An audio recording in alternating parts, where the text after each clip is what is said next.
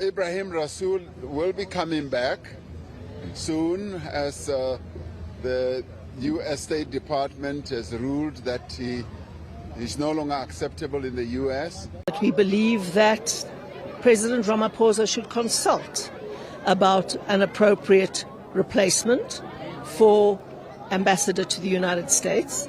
It is a crucial position. We know very well that President Trump is looking inwards. He wants to make America great again, as he says, and he's not interested in countries that he sees are undermining the US's interests. But it doesn't help South Africa to alienate the United States. We have 196 billion rands worth of trade with America every year. That is many, many jobs. Many American companies are invested here in South Africa. We cannot turn America into an enemy. And that is why, during this administration in particular, we have to put an excellent diplomat into that position to build relations with the United States. Who do you think comes at top of the mind? Well, you know, if I had to choose, I would choose somebody like Tony Leon. I think he would be absolutely excellent. He's been a very, very good ambassador before in Argentina. I think that he has all the skills at a very top level. He's a very good intellectual. He reads very widely. He understands foreign policy. That's the caliber of person that you need.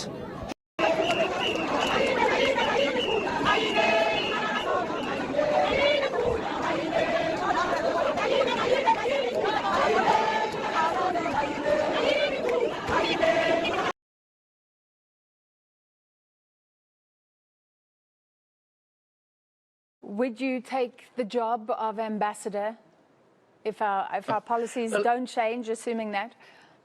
No, well, probably not. But look, this is a hypothetical speculation. It really arose, and I thanked Helen Zille directly, and I'll do so now for her very generous comments, because she nominated me. But it wasn't something I'd canvassed. It wasn't something that had been discussed with me beforehand. She said she was doorstopped by a journalist. Fair enough. I'm very happy, that people like Helen say, appropriate things in my case, but I'm not seeking a job. I am seeking, though, that South Africa should put its best foot forward and actually start to decide whether it's going to subordinate some of its policies that aren't advancing economic growth, job creation, and getting down our unemployment. And at the time, I genuinely thought that's what Helen Zille believes. That's what I genuinely thought. I thought, coming into that space, here was a woman who was working to try and bring South Africans together, and she was the leader at the time. I thought that was the project, to be honest. And we knew that doing that project would have its own consequences. One of the consequences would be people on the extreme ends of that would leave. If you want a party that works, there are some white South Africans that want to work with black South Africans. They leave. They go to parties that are exclusively for whites. There are some black South Africans who don't want to work with white South Africans. Therefore, they leave for places that are exclusively black. So we knew we had to occupy the center and keep that in that. And for a long time it was working, because in 2016, South Africans heard us, and we were probably the most successful in that election. We were able to govern in more places than we've ever governed before.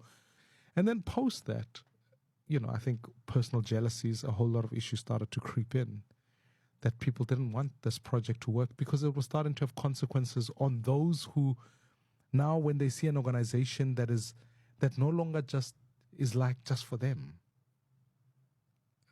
it was for everybody, they started to create tensions. So when you look at the National Assembly list, I was very deliberate at going, I wanted more black South Africans on that list, because I didn't want a caucus just of whites.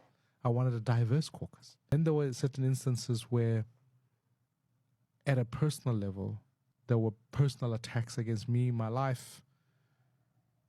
They were using newspapers to begin to attack, because suddenly you felt like the toxicity became this place that was genuinely unbearable. I'll say this because in October 2019, after the very difficult election earlier on, a few months back, when we lost Afrikaans voters to the Freedom Front Plus, the conditions inside the DA were so toxic. I hated going to work. And this is an organization you lead, right?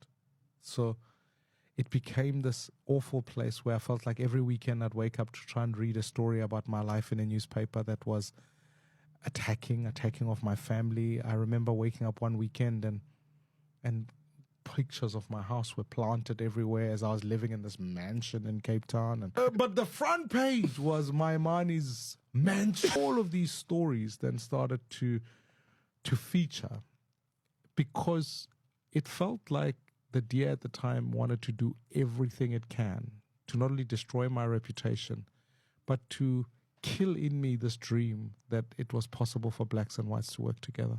I still believe we can build one South Africa.